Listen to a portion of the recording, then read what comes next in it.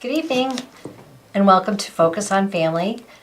Tonight, we're representing the Chicago School of Professional Psychology.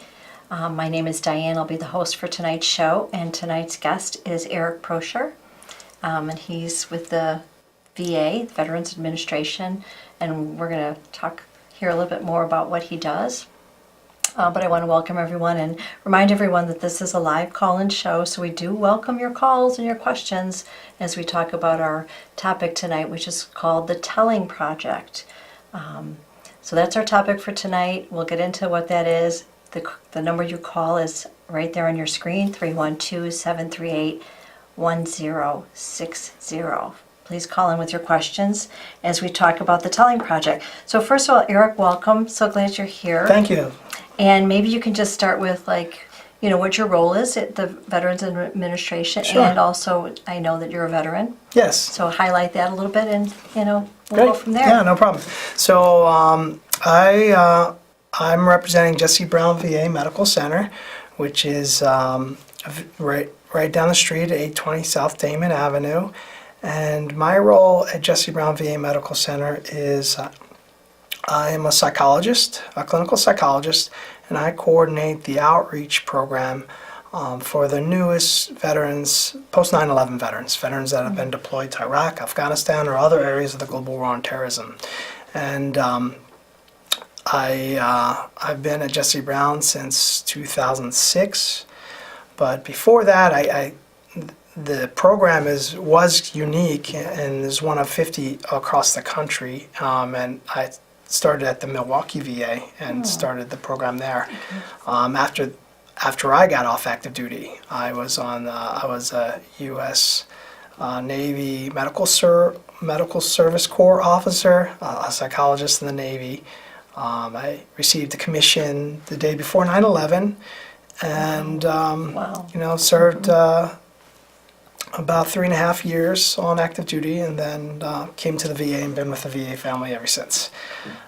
So, as you can imagine, the nature of military operations changed quite dramatically after 9/11, as we had entered Iraq and Afghanistan first, and then Iraq, and then for all those years, even though they've been officially over for several years now, there are still deployments with about 2.8 million service members being deployed since 2001.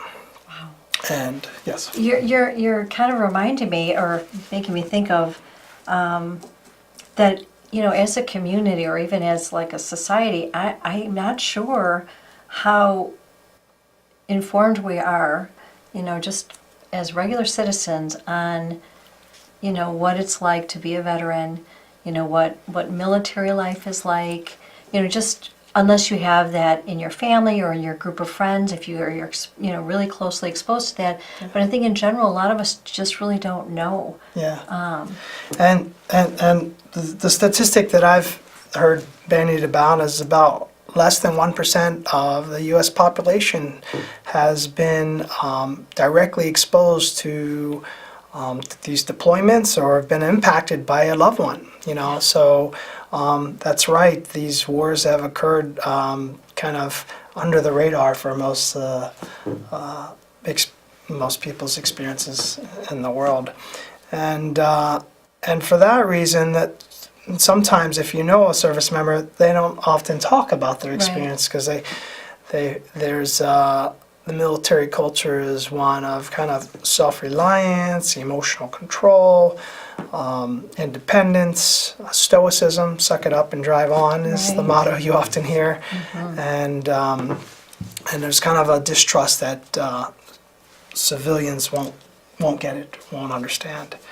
And so that's a large part of my role in the VA, because at that time, in 2005, when I got to the VA, though we'd been in 2 war zones, there weren't many vets that were coming in to seek services. The VA was almost like a geriatric hospital, with kind of the Vietnam vets were getting older, they were entering retirement age, and coming in the hospital and spending lots of time. And the younger vets, my role was to, if they weren't coming to the VA, let's go find them. So I developed relationships with National Guard and Reserve units, and went out into the communities and tried to develop programs to engage veterans where they were. And they're still very difficult.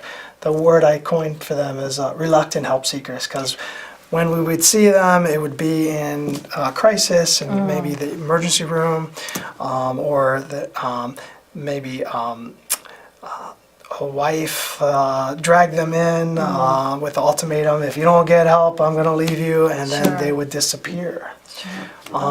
So that's why something like this telling project is such a great idea, and I see that it's been around for a little bit and it's had a lot of success in other states and venues. And that's what we're here to talk about, and I have to use my cheat sheet here a little bit. So it's called the Telling Project, and so it's basically been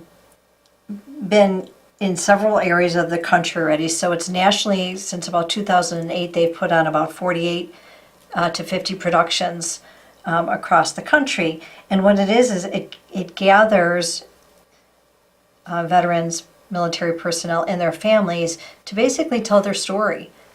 To talk about their experience. There's nothing more powerful than hearing somebody's story and to hear their lived experience. And it's to really open that up to the community. So it's a production where veterans are telling their story, but it's in kind of a staged production setting. So veterans and families are recruited, and then they're worked with. They tell their stories, and this production company helps them to stage that so that it gets across to a community, and then it's put on like for lack of a better word, like a play. So we have that coming here to Chicago. It'll be the first time that it's coming to Illinois, and it's going to be coming in the fall, in October, in Evanston. And at this time, we're trying to talk about it so we can recruit families and veterans to come and talk about it and tell their stories. Wow! So if viewers at home knew somebody or were interested in participating, how would they get involved? So let's go ahead to give that information. So we're looking for veterans and family members. Please come and share your story. So they would email Jonathan? Yeah, exactly. Yeah. So, they're wanting to have the initial meetings on July 6th and 7th, and you would email Jonathan at thetellingproject.org, and they're asking if you write Chicagoland in your email subject line, so they know that you're calling from Chicago or you're writing in from Chicago. So we really encourage, all of you out there that if you know veterans, family members, to come and tell your story and join us, at least for the initial meeting. Get the information and see if it's something that might suit you. Because I think it'll, it's really meant to, and we'll show the overhead again in a little bit, but it's really meant to help, first of all, inform us as a community. Yeah. Those of us that don't really know. It's a bridge. It's a bridge between veterans and civilians, and for us to just have a better understanding and maybe be able to provide better support, for each other. You mentioned that you sometimes see veterans as reluctant help seekers. I did kind of think, and I don't, you're a psychologist, so you would know more than I, but I wonder if that really kind of encompasses a lot of different folks that, it's very, we're almost sometimes very crisis driven before we seek help. So they may not be completely different in that area, but they certainly have a very unique experience, don't they? I mean, it's just a unique experience that none of us can really understand if, unless we've been through something like that. Yeah, because, I was talking about the stoicism and the reluctance to seek help, the independence or emotional control that is such a big part of the military culture, but there's also a set of skills and beliefs that our service members have that make them good sailors, soldiers, airmen, and Marines in operational settings. And some of these skills are related around operational security. So you're really taught not to share and talk about your experiences because this could you know, loose lips sink ships, because Okay, this could sure, infiltrate the, you know, the operational mission. Okay. There's so trust also becomes a big issue for a lot of veterans after coming back from operational deployments, thinking that you know, especially in these war zones where they're not fighting other uniformed enemies, and it's hard to tell who's an enemy and who's not, where civilians would be strapped with improvised explosive devices. Women and children are used in tactics of, you know, this guerrilla warfare. And so sometimes there's a heightened level of trust, and there's more of a we're gonna test you before you're trustworthy for me to disclose any information. That makes a lot of sense. You know, it really does. I'm wondering if you, and not to generalize here, but maybe just can you talk a little bit about some common issues, if you will, that military families maybe are kind of dealing with? Yeah, well, so with, you know, 2.8 million service members having been deployed, about approximately 1 million of them have like service-connected injuries and medical conditions, and they're the ones that are just documented. And unfortunately, the biggest people that lose out on, or one of the biggest, is the spouses that were left behind, the children, the families, the close friends. Oftentimes, these service members that come back are not the same as they were before they deployed. And we also know that you know, incidents of child abuse, especially when service members are deployed, are increased threefold. It creates a whole stress on the system, you know, and there's also, you know, disruption and divorces, and the friendship circles, you know, also narrow often after deployment, especially after people leave the surface and they're no longer with their battalions, they're no longer with their battle buddies. And oftentimes that isolation happens, and that impacts the whole family. I have worked with vets that that struggle, that want, you know, one of them, I'm really proud of him if he's watching, but one of the vets I worked with, you know, it took years, but he was finally able to go to watch his son's high school track performance, and That's great.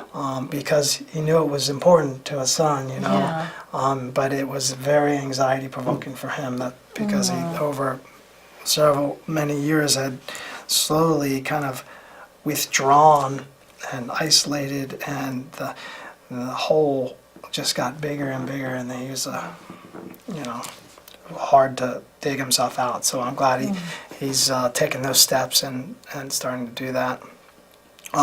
That's another unique aspect of this telling project, that I'm reminded of Judith Herman, who wrote Trauma and Recovery, spoke about traumas, which is, PTSD is one of the signature wounds of these combat eras. Sure. Trauma as being one of those, these holes that kind of that show up in the person's life, and that through avoidance they walk around the hole, and the hole becomes bigger and bigger, and one day that prevents them from being completely whole. But there's a big part of treatment, and which I can see where the telling project would be therapy, is part of treatment is forcing yourself to talk about the narrative, to talk about the trauma, to put words to it, you know. And there's something that's very therapeutic in not only putting words to the experience, but also having someone bear witness to that experience. That helps. That's very powerful. I'm just thinking as you're talking about this, you know, I'm I'm feeling very, I'm just ignorant myself, and feeling kind of bad about that. Certainly I hear a lot about, veterans. I'm interested in that topic. I'm interested, in their concerns, but I really don't have any day-to-day experience with it. And so, I think it's really important for us as a community to just be a little bit more educated and be more connected to it and be more, sympathetic or empathic to what's happening for these families. And the Telling Project's definitely one way to do this. And one of the things that I'm sure that people will find is what oftentimes our media has very stereotypical portrayal of service members and veterans, and they are a very unique, diverse bunch of people. It's a great point. Yeah. That's really what it is. I mean, we really do harm when we think of it in one term, and there's probably just as many variations and stories as there are individuals. Yes. To tell those stories. Exactly. So, Exactly. They come from all walks of life, social strata, races, ethnicity, interests. I was involved in a couple. The Marine Corps has every once in a while they, when you get off active duty, you're in this kind of inactive reserve list where they can keep track of you, and they call you up to see how you're doing. They give you a health check. Okay. And this was a few years ago, but it was like, I think they had like over 500 people were supposed to show up to this event, and they were all Marine Corps, and it was so interesting. Some had long hair like I did, others kept it really short. There was so many different people there, diversity, and the Marine Corps is like one of the service branches that they really drill in kind of the uniformity. That is something that Yeah. Yeah. Well, let's go ahead and show the information again for veterans and family members to get involved in the Telling Project, give you a chance to tell your story, help bridge the gap, educate the civilians out there on what's going on for you. And you can email Jonathan at thetellingproject.org. Please put Chicagoland in your email subject line. I keep saying that. And they're going to be having their initial meetings on July 6th and 7th. And the Telling Project, the production is slated for October in Evanston and at the Piven Theater. So I'm sure more information will go out, closer to that. But we just wanted to make sure that we're getting the word out. The locations will, Yeah. I guess through the email, they'll respond and be able to get the location. Absolutely, all the details and information, So we're really looking forward to having families call in and contact them so that, Chicagoland can become more educated and support our veterans. We also invite you to call in with questions or about the Telling Project or questions for Eric about military life at the number at your screen that you see there, 312-738-1060. So, Eric, what do you think would be, I'm sure there are many, but what do you think some of the barriers would be for somebody, a veteran, considering to get involved in something like this? And what do you see as a barrier, but what do you see as a benefit? I know you talked a little bit about it, but what do you think? The barrier might be, first I should say, not all deployment experiences are bad experiences.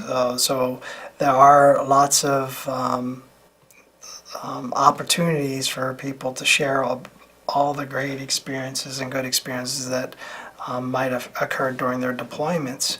I touched a little bit about trauma and noted that trauma by its very nature is difficult for us to put words to, so that might be a challenge.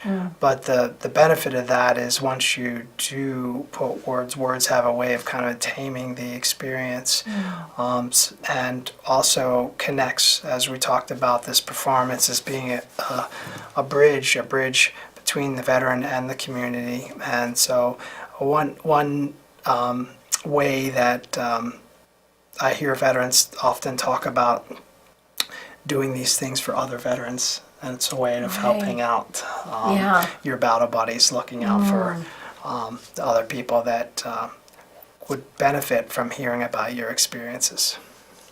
Well, that's a good point. And I was thinking, whatever the story is, whether it's, very trauma related, or if it's, the positive or a blend, there is something just very powerful about just being able to tell your story and share your experience, letting folks know, what it's like, kind of being a window for people that would never experience it and really never understand it unless they've heard there's one thing to read an article or to even read a book or something about it, or but there's nothing like really hearing somebody's individual unique experience. Yeah. And I would encourage veterans out there, especially, it's also a great opportunity because I work with so many veterans that haven't even shared their story with their significant other, with their spouses, with their family, with their children, and this is the opportunity to bring everyone into the fold, because it takes a village to help readjust from combat zones, war zones. Absolutely. I want to just take a moment to kind of give some of the statistics that they've showed here. So this is data that they collected from surveys after some of the performances of the Telling Project. So 89% of non-military affiliated civilian respondents felt connected to those who share their stories on stage. 89%. Wow. So this is the audience and what their response was. 96% of civilian respondents felt they could understand why the performance would act the way they did in the situations they described. So they increased their understanding of what the veterans went through.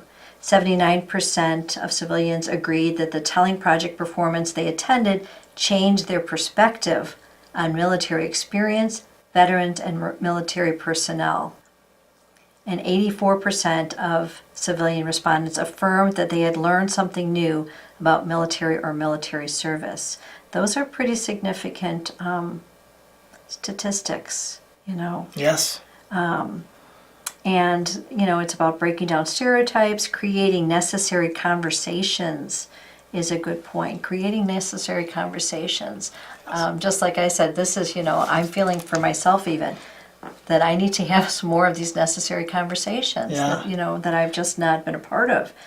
Yeah, as the wars are wind down, but there's still deployments, and every day the news cycle is obsessed with what's going on in Washington. Yes. It's easy for a lot of veterans to feel like they're not important. They've lost out. They're not a part of the country. They've made the sacrifice, and for what? Yeah. So we're just about to wrap up. I just want to show the overhead quickly one more time so that you have that email address. Please, just email, just maybe even for just information, to get more information about whether you want to join. We want to thank you for joining us tonight, Eric. Thank you so much for the information. Thank you for having me. I know I feel more educated and a little bit much more motivated even to participate in, and I'll certainly attend the performance when it comes. And if you're a veteran or know a veteran out there, tell them to look at va.gov. That's the one-stop shop to give you the closest VA to where you live. Come in 312-569-VETS if you have any more questions and want to learn about the healthcare at Jesse Brown VA. Thank you. Thanks again. Good night.